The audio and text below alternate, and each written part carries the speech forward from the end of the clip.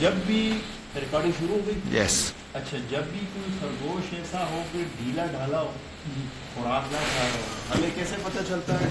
جب کہ اس کے خوراک کا برتن خالی پڑا ہو تو ہمیں اندازہ ہوتا ہے کہ یہ ریبٹ نارمل بیہیو نہیں کر رہا، یعنی کہ خوراک نہیں لے رہا، کسی نہ کسی تکلیف سے، کسی مسئلے سے جو ہے یہ جوجھ ہے.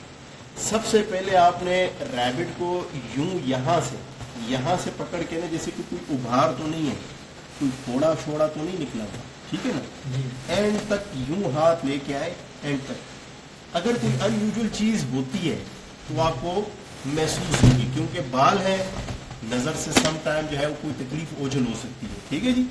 اس کے بعد ان کے کانوں کو آبزرو کریں. اب ان کے کانوں کا ٹیمپریچر بالکل نارمل ہے، نہ گرم ہے نہ ٹھنڈا ہے، درمیانے درجے کا ہے، جس طرح ہونا چاہیے، تو یہ نارمل ہے. اگر تو ٹھنڈا ہو ٹیمپریچر، اس کا مطلب کہ اس کے پیٹ میں مسئلہ ہے، سمجھ جائے. یہ چھوٹی چھوٹی باتیں ہوتی ہیں. اگر تو کان ٹھنڈے، اس کا مطلب ہاضمے سے جڑا کوئی ایشو چل رہا ہے، اس کے پیٹ میں کوئی خرابی ہے، ہاضمے سے جڑا. اگر تو کان گرم ہو، اس کا مطلب کہ بیکٹیریل انفیکشن ہے، جیسے کہ پھوڑا نکل آنا، پیپ پڑ جانا. اس طرح کے کیس میں اس کے کان انتہائی زیادہ گرم ہو جائیں. یہ ایک نشانی ہے. پھر آپ نے ڈھونڈنا ہے کہ کدھر ہے یہ مسئلہ. دوسرا، ریبٹ کو آپ نے یوں اٹھایا، یوں اس کے پنجے چیک کرو، ٹھیک ہے نا، اور پکڑنا یوں ہے کہ ریبٹ کو تکلیف نہ ہو تو وہ زیادہ ریزسٹ نہیں کرے گا، زیادہ وہ چھلانگ نہیں لگائے گا تو آپ کو جو ہے لگے گی نہیں، ٹھیک ہے. ویسے بہتر ہے کہ آپ گلوز وغیرہ پہن کے کریں، ٹھیک ہے جی. اس کے بعد کانوں کے اندر چیک کریں، بالکل کلیئر ہے. دوسرے کان کو چیک کریں، بالکل نیٹ اینڈ کلین ہے. اکثر کانوں کے اندر وہ کرسٹ یعنی گھن سے جمع ہو جاتا ہے، آپ نے دیکھا ہوگا، اس کی وجہ سے بھی ریبٹ کا اکثر سر ایک طرف جھک سا جاتا ہے.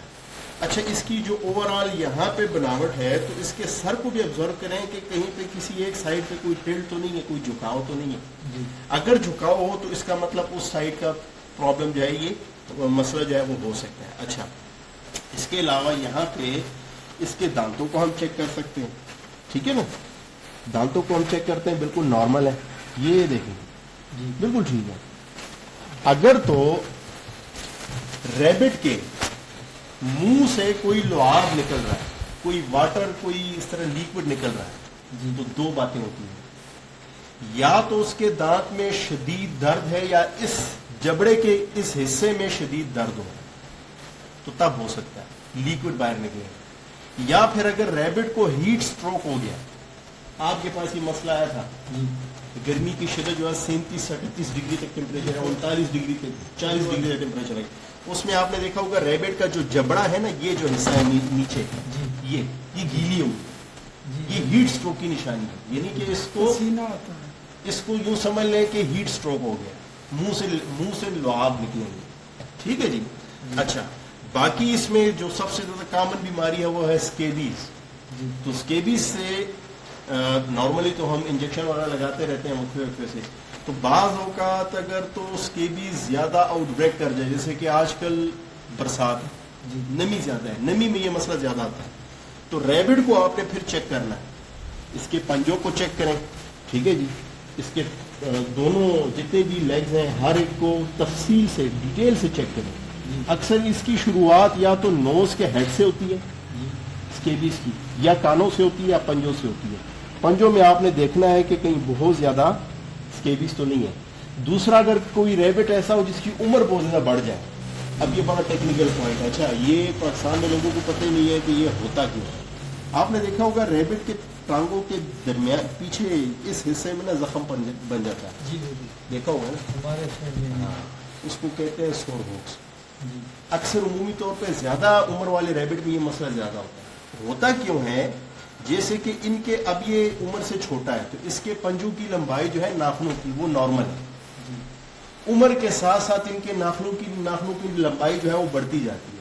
تو جب وہ بڑھتی جاتی ہے تو یہ کرتا ہے کہ یوں پاؤں رکھا ہوا ہے، تو یہ اس پہ نا زور اس طرف ڈالنا شروع کر دیتا ہے. ادھر تکلیف ہوتی ہے، ناخن ہے، یوں ہوتا ہے، تو وہ سارا پریشر ادھر آتا ہے، ادھر کرتے کرتے کرتے کرتے آخری یہ ہوتا ہے کہ زخم بننا شروع ہو جاتا ہے. یعنی پورے کے پورے جسم کا پریشر ادھر آ رہا ہے، ٹھیک ہے جی. تو ان چیزوں کو آپ نے دیکھنا ہے، ٹھیک ہے جی. آسان ہے نا، وہ ٹیکنیکل پوائنٹ اس کی حال ہے. ناخن کاٹنے پڑتے ہیں، ناخن کاٹنے پڑتے ہیں.